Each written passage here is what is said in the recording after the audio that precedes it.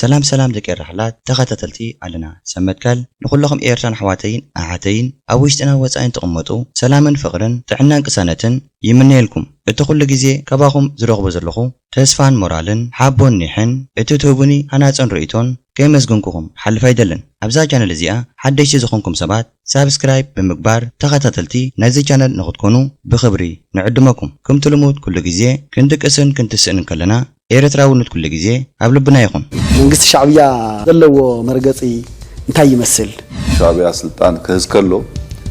درجة لي 300 فابريكاتات عبير ترانيرا.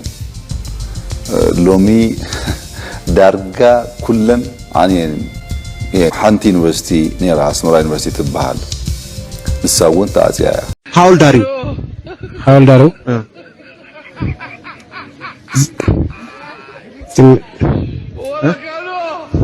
Okay, naman na iga. Wala sisin baka. Wala sisin. شعبية طرح شوي شعبية طرح تكلازي ولو غير كاميرا يبلو واتا باوت إثيوبيا تكلا دهاني صح منن زهانة صوتو تكال يلم شوف لا والله حربية طيارة حربية شوف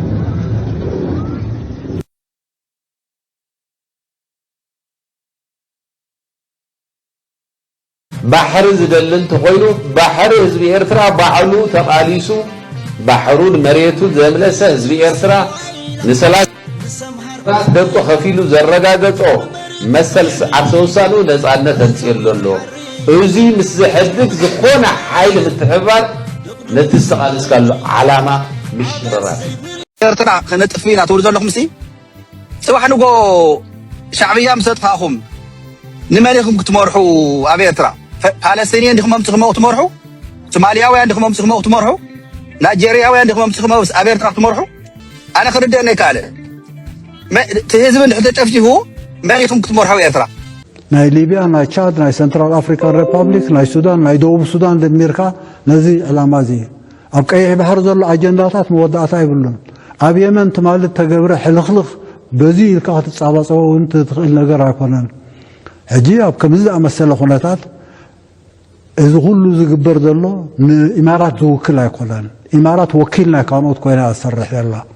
الإمارات وكيل يكونن بزخون يكون مربلدي إذا غير دلله أنا بحكي بفلا بالسودان للتحساسي مس إسياز زعرف تجراوا يكون سيطان يكون على حزب إرتراي ودينا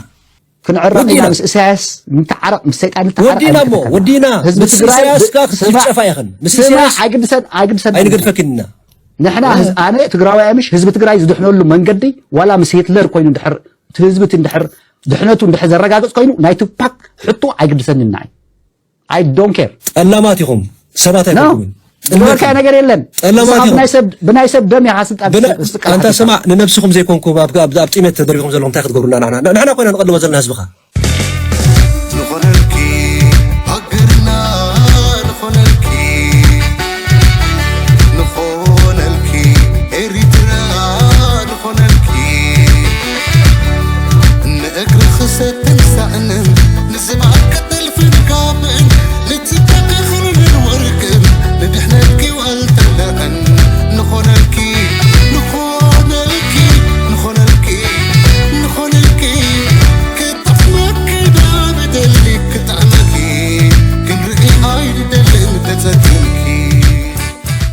حوات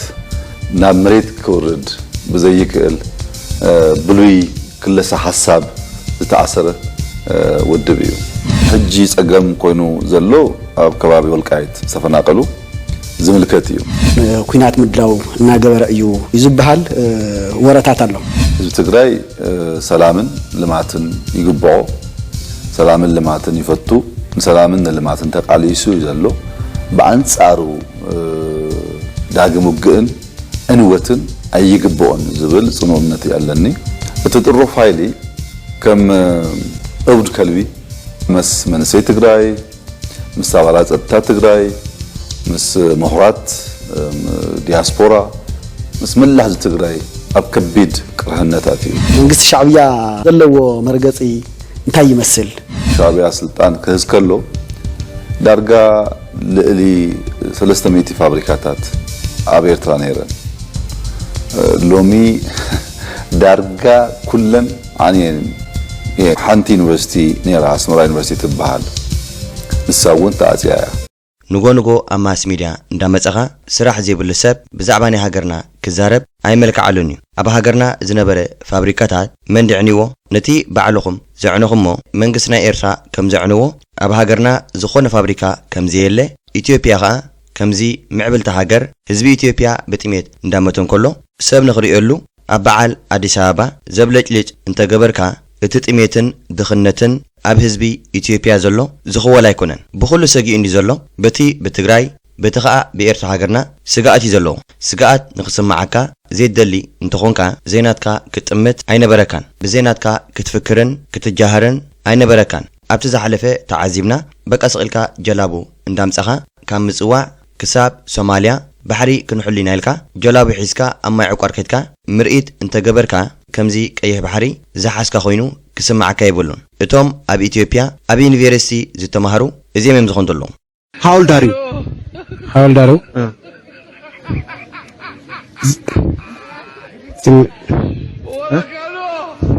kayak namanya ga warafisin baka warafisin kayak namanya ga ሃውልዳሪ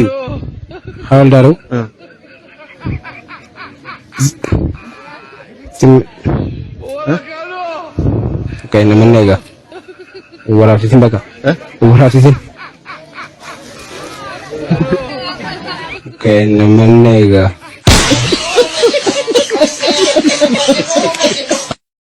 እዚኦም ሕጅቶም ኣብ ኢትዮጵያ ዩኒቨርሲቲ ዝወድኡ ብግቡእ ዝተማሃሩ እዚኦም እዮም ክንደይ ዕድሜኻ ዘይፈልጡ ብእንግሊሽ ክንደይ ዕድሜኻ ኢልካዮም ዘይርድኦም ዘይፈልጡ መኒኻ ሽምካ ኢልካዮም ዘይፈልጡ እንታይ ዛረብ ከም ዘለኻ እውን ዘይርድኦም ምሁራት ኢና ዝበሃሉ እዚኦም እዮም ኣብ ኢትዮጵያ እቲ ምሁር ዝበሃል መኒኻ ሽምካ እንተልካዮ ወይ ዕድሜኻ ክንደይ እንተልካዮ ብእንግሊሽ ማለት እዩ ኣይርድኦን እዩ እዚ እኮ ሕጂ ተመሪቑ ዝኾን ዘሎ ዕምባባዩ ተዋሂብዎ ዘሎ ትምህርቲ ወዲ እዩ እዚ ንመንግስቲ ኢትዮጵያ كحجو سديكون زلوا كحفري زلوا እቲ ትምህርቲ ኣብ ኢትዮጵያ ዘሎ እዚ እዩ ኣብ ኢትዮጵያ ትምህርቲ ዝወደ ሰብ ከምዚ ዝኾን ዘሎ ብዛዕባ ናቲ ፋብሪካታት ዝበሎ ኣብ በዓል ሳልስያ ወራርን ኣብ ገግዚኡ ማለት እዩ ናብ ህዝብና ዘውረድዎ ኣደራዕን ናይ ህዝብና ዝምታን ትካላት ምዕናውን ፋብሪካታት ምዕናውን ንዝኩረይና ብሰንኮኦም ከዓ ሃገርና ከምቲ ዝድለ ክትምዕብል ኣይከኣለትን እንታይ ስለ ዝኾነ ንብረትና ዘሚቶም እዮም ፋብሪካታትና ኣቃጺሎም እዮም ድሓር ተገምጥልካ መጺኻ ከምዚ የብሎምን ክትብልን ከለኻ ካብቲ ቅድሚ ሕጂ ሕማቕ ተግባራት ስራሓዮ ክዝክሮ ይግባእካ እዩ ብዝኾነ ግን እዚኣ እሞ ንተዓዘባ እኽልቲ ዝኾነት መልሲ ትኾን ዘላ ሻዕብያ ጥራሕ ጨዋይ ሻዕብያ ጥራሕ ትካላት ዘይብሉ ጌርካ ምርኣይ ኣሎ ዋት ኣባውት ኢትዮጵያ ክትካላት ዲሃኒፃ ምንም ዝሃነፆቶ ትካል የለን ሓደ ፕራይም ሚኒስተር ናይቲ ፓርቲ መራሒ እዩ ናይ ካቢኔ ሚኒስትራት ሰብሳቢ እዩ ናይ ጠላላ ናይ ተዓዲ ወታደራዊ አዛዥ እዩ 4-5 ስልጣን ኣሎ ስለዚ ቼክ ኤንድ ባላንስ ዝገብሮ ስርዓት የለን ንሕና ዝሕሽና ኮይንካ እንዲያው ንሕና ናይ መረጃ ነፃነት ሕጊ ኣይንኽብል ናይ ባዕልና ፖለቲካዊ ረብሓ ሕሊፍና ንኻሊእ ንህብ ኣበየሉ ኣብ ውሽጥና ኣሎ ስለዚ ተኣልያንስ ናይ ስታት ኣልያንስ ስለዝኾነ ንደግፎ እቶም ጣብያታቱን 50 ገለን ጣብያታቱን መንግስቲ ኢትዮጵያ ኮነ ይፅኡ ባዕሉ ሻዕብያ ኮነ ይፅኡ ኢሮፕ ተኸይድካ ወይ ገላስ ይድኻት ዘን ዘላ ዋ 50 ገለን ጣብያታት ወፂ ይሻል ክፀኛ እሺ ሰን ዘይወፀለን ከባቢታት ጣብያታት እንድሕር ከይነን ከዓ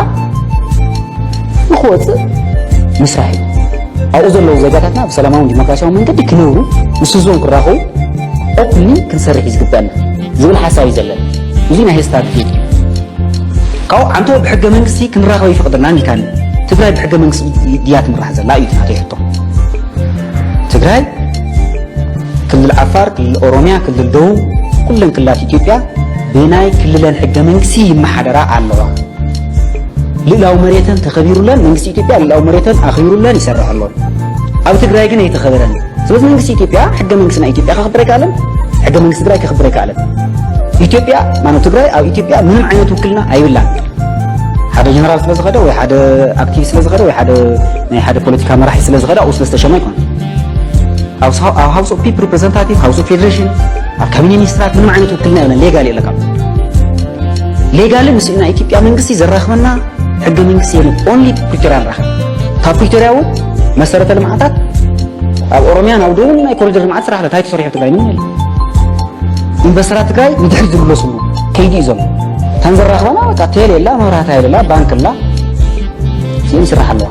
ሸቀጣት ምሳን ታውነሎ ንሱ ናኸልከልካ ናሃብካን ሰፈላሊ ዓነት ፖለቲካዊ ሸርሕታት ሲስ መንግስት ኢትዮጵያ ንሕና ንዳኸሙ ለሚልስ ናይ ትግራይ ፖለቲካዊ ሓይልታት ብዝተፈላሊ መንገድ ናብ ሓደ ይኸይመፁ ፖለቲካዊ ሸርሕታት ይስራሕ ኣሎ ኣብ ኢትዮጵያ ዘሎ ከም ዝገልጽ ጸንሐ ጥሜት ድኽነት ሃብቲ ዘየለ ምዕባለ ዘየለ ማዕቢልናይና ሃብቲምናይና ኣብ አዲስ አበባ ኸይድካ ንእሽተይ ተብለጭልጭ ህንፃ ሃኒጽካ ንህዝብኻ ምድነጋሪ ምዕባለ ዝብልሲ ምዕባለ በኢትዮጵያ አሉ የለን ኣብ ትግራይ እንተኸይድና ምዕባለ ኣሎ ኣብ ክልል ኦሮሚያ እንተኸይድና ምዕባለ ኣሎ ኣብ ክልል ናይ ኣምሓራ እንተኸይድና ምዕባለ ኣሎ እዘን ክንጠቕስን ጸንሕናኮ ኣካል ናይ ኢትዮጵያ አዲስ አበባ ጥራሕ ኣይኮነትን ኢትዮጵያ ትኸውን ዘላ ስለዚ ንኣዲስ ኣበባ እንዳምፀኻ ነተን ካልኦት ዘለዋ ክልላት ከዓ ኣብ ጥሜት ተሸይመን ዘለዋ ብሬድኤትን ብትካቦን ዝናበር ህዝቢ ሒዝካ ክትጀሃርን ከለኻ ኣይመልክዓልካኒ እቲ ኩሉ ሕማቕ ነገር በቃ ናብ ሻዕብያ ኣጸግዕ ሻዕብያ ከምዚ ደላይ ኩናት ከምዚ ኣብራስን ኣዕናውን ንልምዓትን ንህንፀትን ከምዚ በገስግርካ ምርኣይ እዚ ጸለመዚ ናቶም ስለ ዝኾነ ንዓና ኣይሕድሰናኒ ርእስም ተዝልዎም ሓንጎል ተዝልዎም ንጎንጎኮ ባሕሪ ኣይምበሉን ንዘይናቶም ኣይምስተመነዩን ካልኡውን ደቂ ረሕላት በዚ ዝግበር ዘሎ ኩናት ማለት እዩ ኣሜሪካን እስራኤልን መጥቃዕቲ ኣብ ልዕሊ ኢራን ማለት እዩ ኢራን እንተላይ ብወገና ትገብረ ዘላ መጥቃዕቲ ናብ ሃገራት ዓረብ ዝስደድ ዘሎ ሚሳይላትን ብሓፂሩ እዚ መጠንቀቕታ እዩ ዝኸውን ዘሎ ባሕሬን ኢጅፕት ኢራቅ እስራኤል ቃዛን ጆርዳን ኩዌት ሊባኖን ኦማን ቀጣር ሱዑዲ ዓረብያ ሱርያ ኢማራት ዓረብ የመን እዘን ክትቀሳ ጸንሓ እዚ ተወልዒ ዘሎ ኩናት ማለት እዩ ካብ ዓቕን ላዕሊ ይኸይ ስለ ዘሎ መንግስቲ ኣሜሪካ ማለት እዩ ካብዘን ሃገራት እዚአን ንኽወፁ ሓበሬታ ሂብሎ ኣብዘን ሃገራት ዘለኹም ደቂ ረሕላት ጥንቅቕ እንተብልኩም ተመራፂ እዩ ዝኾነ ነገር እንተሃልዩ እተን ሃገራት መግለጺ የውፅአየን ኣሜሪካ እንተኾይና ወይ ጀርመን እንተኾይና ወይ ዓዲ እንግሊዝ እንተኾይና እቲ ቦታ ስጋኣት ኣለዎ እንተኾይኑ ኮለጌና ንዜጋታታ ካብታ ሃገር ንኽወፁ ወይ ክትንቀቑ ከም ዘለዎም ሓበሬታ ተመሓልፍ እያ እዚ ሓበሬታ እዚ ንዓና ንኤርትራውያን ከዓ ኣገዳሲ ስለ ዝኾነ ነቶም ኣብኡ ዘለዉ ኣሕዋትናን ብፆትናን ነዚ መልእኽቲ እዚ ነመሓልፈሎም እዚ ኩናት እዚ እንዳገደደዩ ዝኸይ ዘሎ ኣብዘን ሃገራት ዘለኹም ጥንቃቐ ከድልየኩም እዩ ናብዘን ሃገራት እዚአን ከዓ ዘይምጋሽ ይሓይሽ شوف لو حربية طيارة حربية طيارة حربية شوف شوف شوف شوف شوف شوف شوف شوف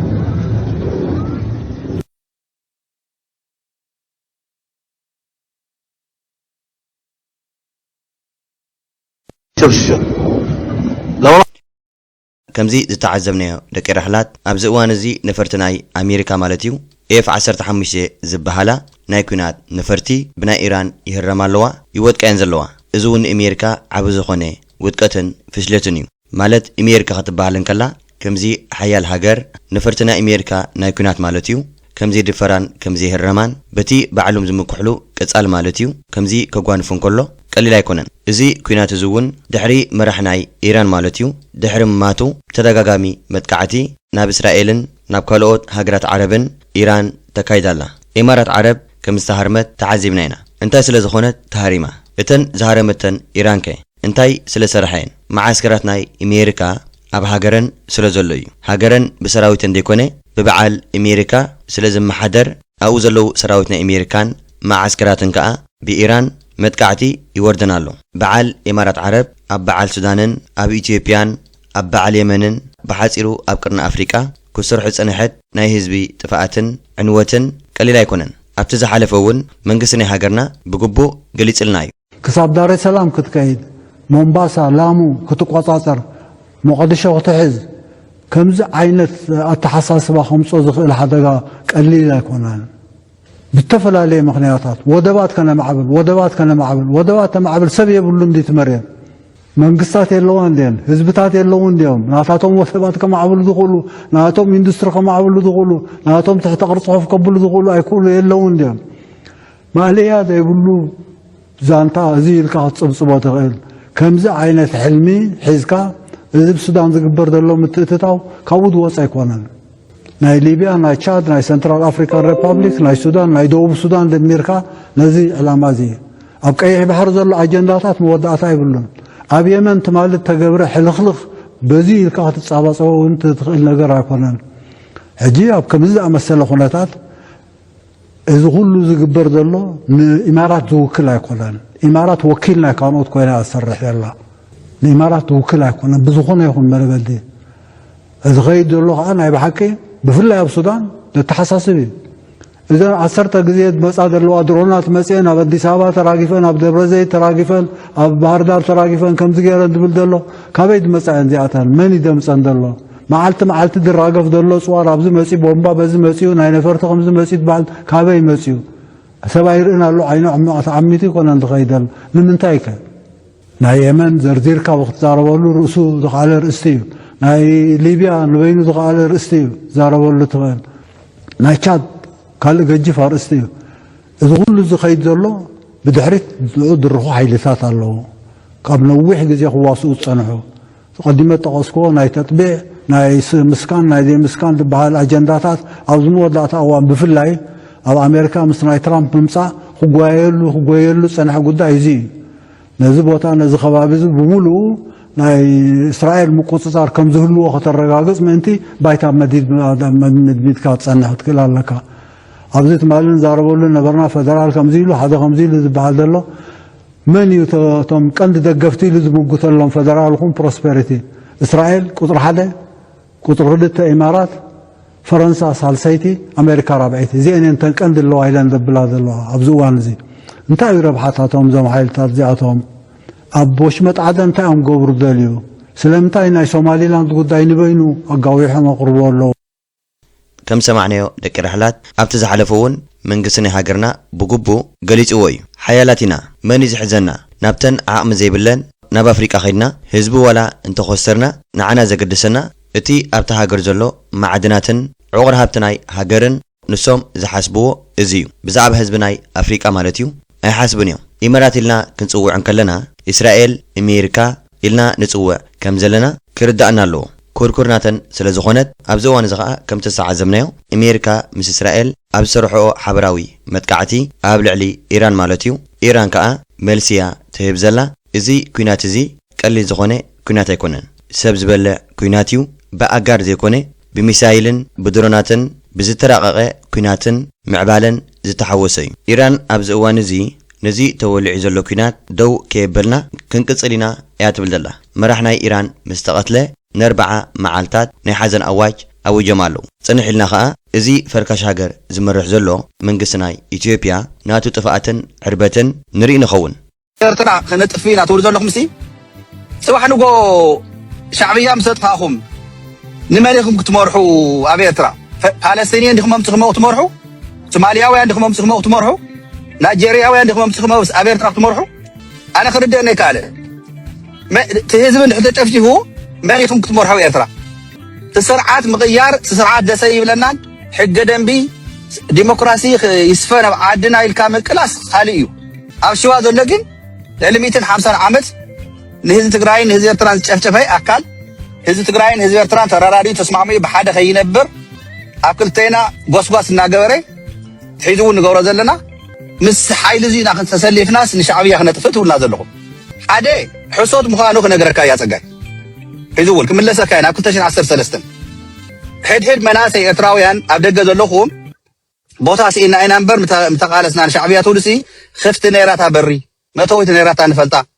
أي تموت نجن نفلت إنا نسلت أنا قل ما يقولوا إن يوسف لكم أيات سجاي بعلخا خالتون إتراويان رجزين أيه ما تيهم كسوسي أي تدليو أي تقولون واي بحق ما تزارو فرحتهم مسوات الست فرحواهم تقرأي سخفت نيرا برنيروا آتينا يخيرنا أن يخلكم فيديو خفيت حلافنا دوسلو اللي زاروكم منه تاني كاريو حيث نحنا مش شعبية سيس أميرنا تراي بايزوي هزون ولا اللي لكمنا ግልጽ ክገብሮየ ህዝቢ ጥራይ ኣይኮነን ካብኡን ላዕሊ እዩ እዚ እንድሕር ዘይርደእኩም ኮይኑ ግን ፅባሕ ንጎ እግረይታ ጎርለይ ኣብ ኣዲስ ኣበባ ከይተኣትዉ እሞ ኣብቲ ዝውልዐሉ ሓዊ ኣብ ኣዲስ ኣበባ ሓቢሩ ትባርዕ ንሱ ከየቃፅለኩም ሓቀየ ሓቢሩ ንሱ ከየጥፈኩም ምክንያቱ ህዝቢ ኤርትራን ህዝቢ ትግራይን ናይ ሓበራዊ መኸተ ከም ናይ ደርጊ ከይመስለኩም ሎሚ ዝማረኹ ናይ ብልፅግና መራሕቲ ናይ ብልፅግና ጨፍጨፍቲ ኣደ ትግራይ ፈትፊታ ተውልዑም ከይመስለኩም ኣብ ትግራይ ድማ ሰሙነ ይትቕን ኩናት ብልፅግና ዘምፅኦ ዘሎ ፅዋራት ናብ ትግራይ እንታይ ዓይነት ዕጥቅያ ተዓጥቕ ንሕና ባዕልና ንፈልጥ እነግረኩም ካብ እከለይ ንልምን ናይ ባዕልና ቃልሲ ናይ ባዕልና ዝተዋፅኦ ንፈልጥ ኣዚና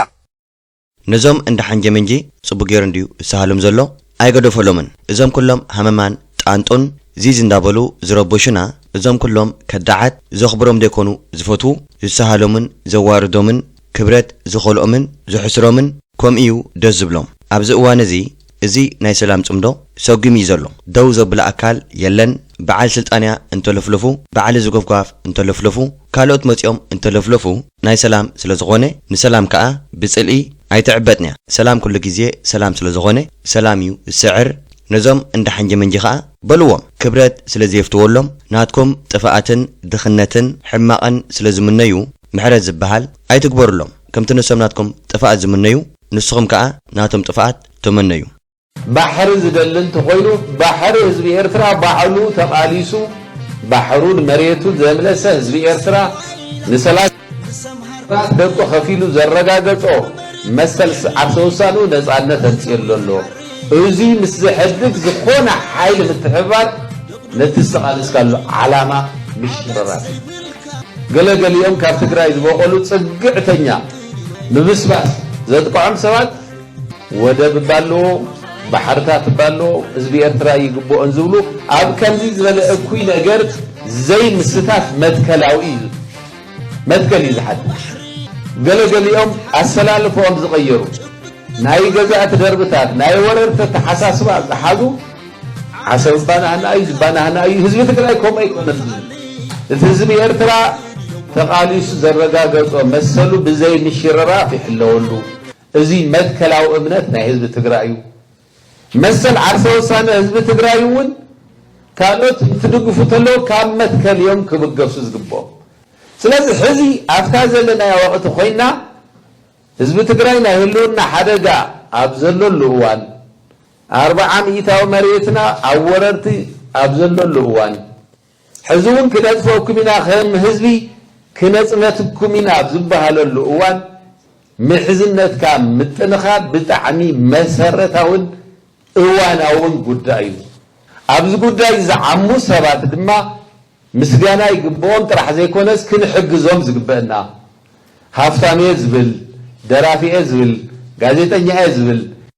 ኩሉ ንጹር ዝኾን ዘሎ እቶም ተሪፎም ዘለው እንዳነጸሩ ክመጽዮም ባሕሪ ዝደሊ እንተኾይኑ ባዕሉ ህዝቢ ኤርትራ ተቃሊሱ ባሕሩን መሬቱን ዘምለሰ ህዝቢ ኤርትራ ን30 ዓመት ደቁ ከፊሉ ዘረጋግጾ መሬትን ባሕርን ነዚ ከም ዝኣምንን ህዝቢ ትግራይ ከዓ ነዚ ከም ዝኣምን ብወግዒዩ ዝሕብረና ዘሎ ኮሎኔል ገብረ ጻድቃን እዛ ናይ ሰላም ጽምዶ ጽቡቕያ ተኸይዘላ ህዝቢ ትግራይ ጥራሕ ደይኮነ ህዝቢ ኢትዮጵያ ሙሉእ እዚ ስነ ሓሳብ እዚ ክቕበሎ ኣለዎ ኤርትራዊ ባዕሉ ተቃሊሱ ንጸላእቱ ስዒሩ ብኽንደይ መስዋዕትን ብኽንደይ ስንክልናን ብኽንደይ ደምን ዝመፀ ባሕርን መሬትን ኣይናትናን ኢሉ ህዝቢ ኢትዮጵያ ምስክርነት ክህብ ኣለዎ ደርጋ መብዛሕትኡ ህዝቢ ኢትዮጵያ ባሕር እንተልካዮ ወላ ሓሚሙ እንተጸንሐ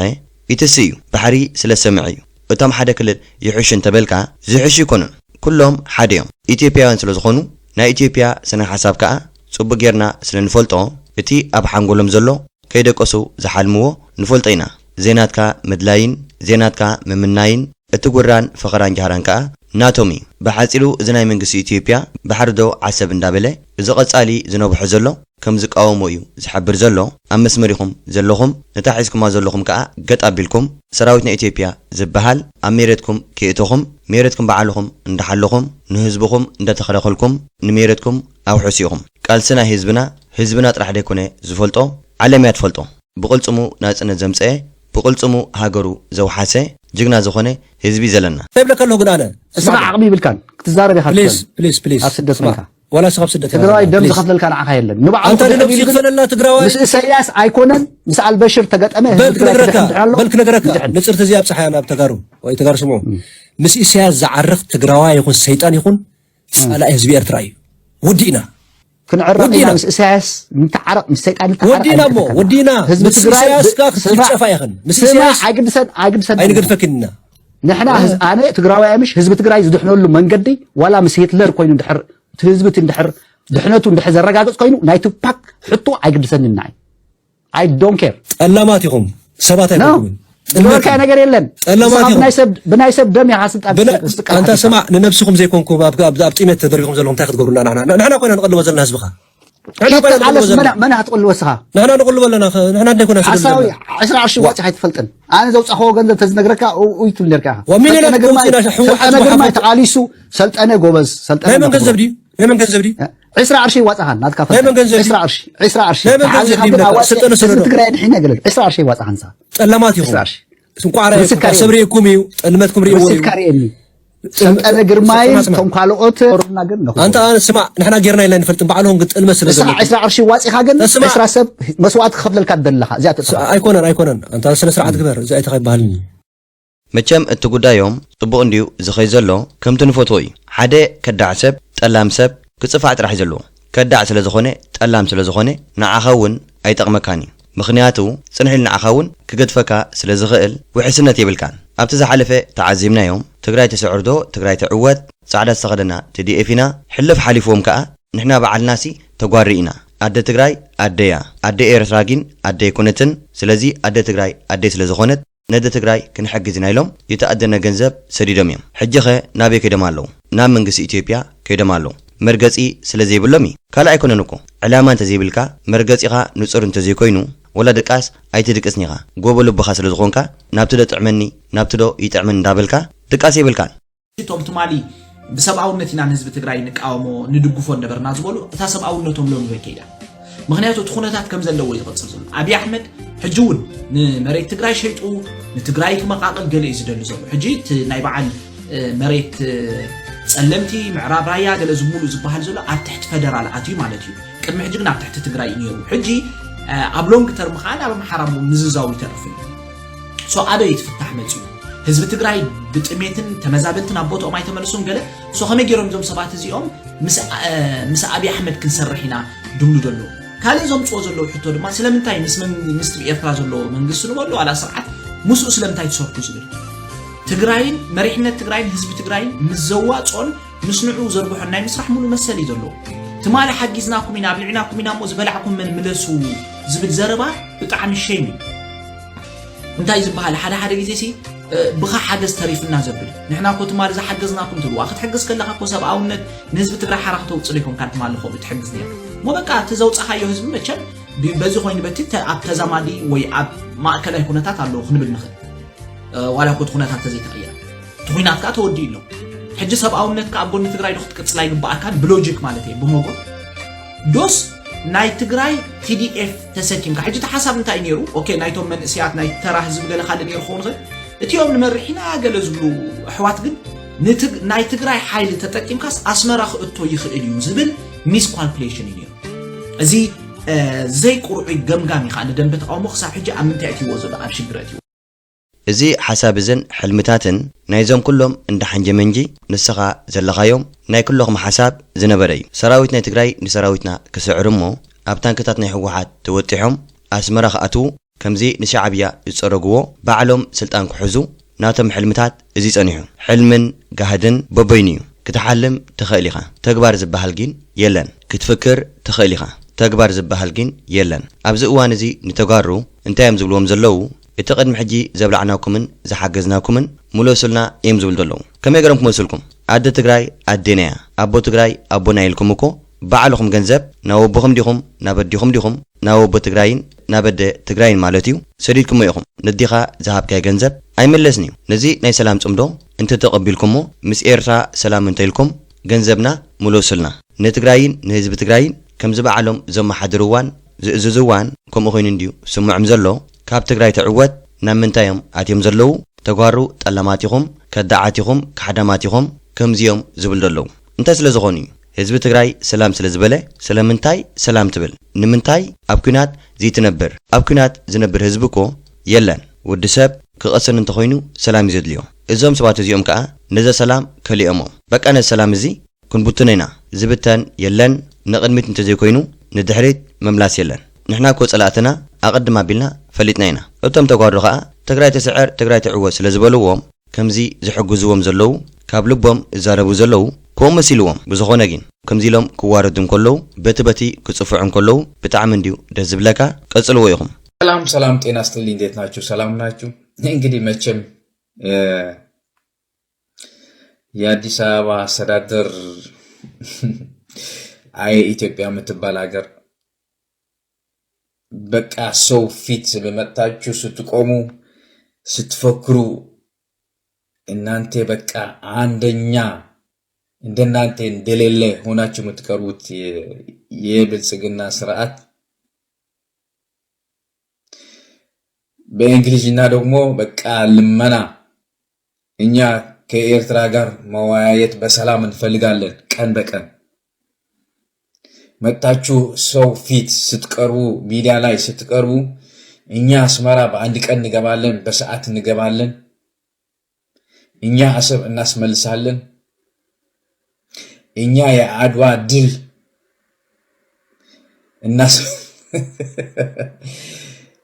ወዶ ቢሶጡን በኃይል እናስመልሳለን የምትፈክሩትን ቀን በቀን ባለስልጣኖች መጣችሁ የምትፈክሩት በሚዲያ መጣችሁ የምትፈክሩት የኢትዮጵያ የቆመ ሬሳ የሆነ ሰራዊት መጥቶ ሲፈክር ጠዋት ሲማረክ ማታ ሲፈክር የኢትዮጵያ ሰራዊት አሁንም በቁሙ የሞተ ሬሳ ብየዋለሁ ምክንያቱ አሁን ደግሞ የባሰ የትግራይ ሬሳዎች እየመሯችሁ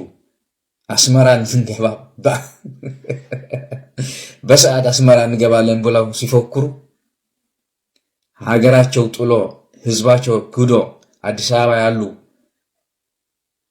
ያረጁ ሬሳዎች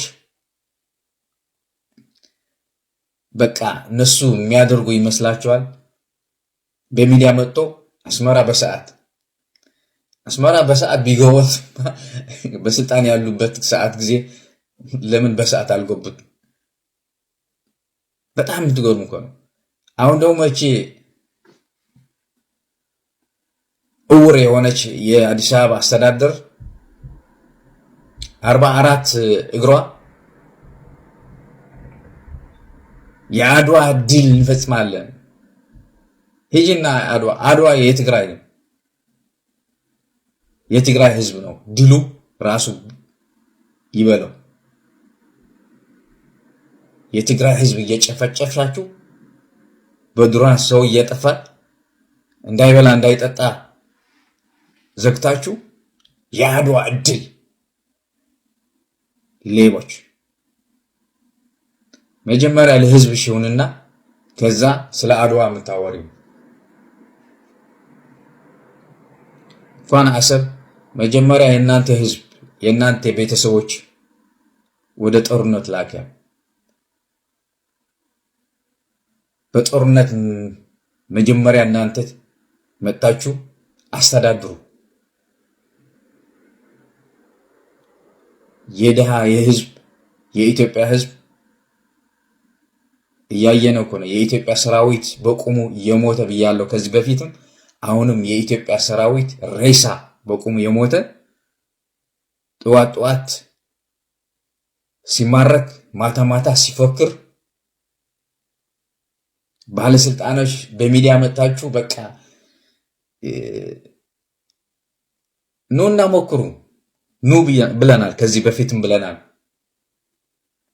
ጠዋት እንደናንተ መሪዎቻችን መጥቶ አይፎክሩም አይናገሩም ቀን በቀን አቢ በሳምንት ሁለት ጊዜ ይፎክራል የቀሩ ሳምንቶች ደግሞ የቀሩ ባለስልጣኖች ይፈክራሉ። በዛ ተጠምዝዞ ደግሞ በእንግሊዝና በቃ በእናንተ ከኢትዮጵያ ከኤርትራ ጋር አነጋግሩን፣ በሰላም መፍታት እንፈልጋለን። ለማኝ የሆነች ሀገር ኢትዮጵያ እንደዚህ ደርሳለች።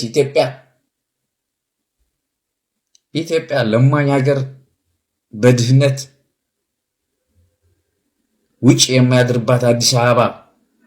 እናውቀዋለን እኮ በደንብ አድርገን እናውቀዋለን ብያለሁ። ከዚህ በፊትም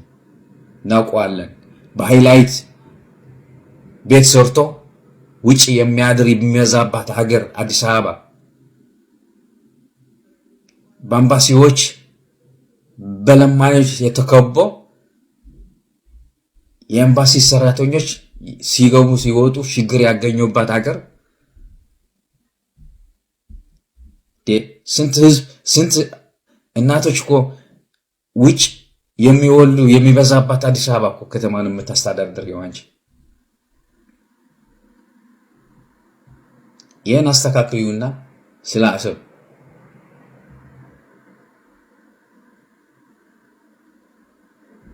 አሰብ ኑ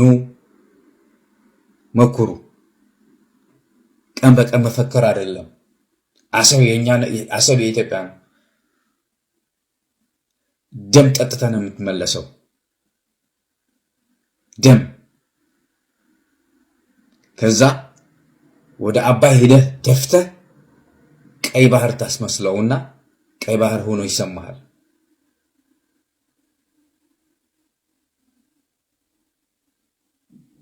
እናንተ በቃ እንደዚህ እንትን መስላችሁ ኤርትራ ደሃ ኤርትራ እንደዚህ ኤርትራ ኑ ሞክሩ። ሰው የላትም ስትሉ እኮ ጥርሳችን እየፈቀፈቅን እንገባለን የምትሉ እኮ ናቸው። የናንተ ታሪክ የትናንትናው የደርግ የሁለተኛ አብዮታዊ ሰራዊት እስካሁን ስንት ሺህ መሳሪያ ከቢድ ብረት ታንኮች በታሪክን ሳይሆን የናንተ ጋዜጠኛው ራሳቸው አይቶ በፎቶ በቪዲዮ ሞልቶ ቀርጾ ይሄዱ እኮ ናቸው። የስንት ቢሊዮን ገንዘብ የሚወጣበት መሳሪያችሁ የተማረከ አስመራ ውስጥ አለ። ዓለም የምታውቀው 100 ምርኮኛ በሁለት ጊዜ ወደ አዲስ አበባ ወደ ኢትዮጵያ የተሸኙ ታሪካችሁ የምርኮኛ ዘር ጀነራላችሁ በሙርከ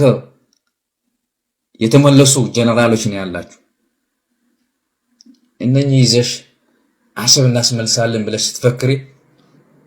ሄድና መጀመሪያ አይንሽ አስተካክል።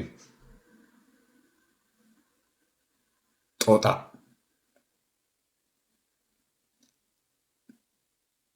አንቺ ብሎ ደግሞ አስተዳዳሪ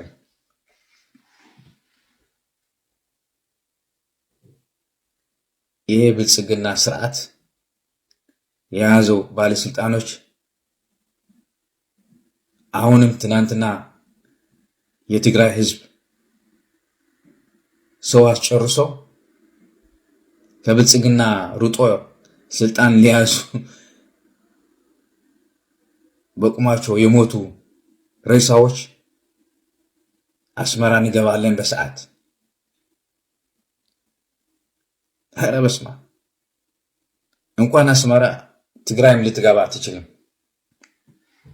በጣም የምትገርሙ እኮ ናቸው። ይሄ ስልጣን ያላችሁ አሁን በብልጽግና በቃ እንደናንተ የለም። ኢትዮጵያ አሰብ ያስፈልጋታል። ሄድና አባይ በርበሬ አስገብተህ ቀይ ባህር አስመስለው ቀይ ባህር ልታገኝ ቀይ ደም ጠጥተህ ነው የምትመለሰው። መመለስ የሚባል ነገር የለም ከአሁን በኋላ። ኑ አለን። በደንብ አድርገን ኩለን እንመልሳችኋለን።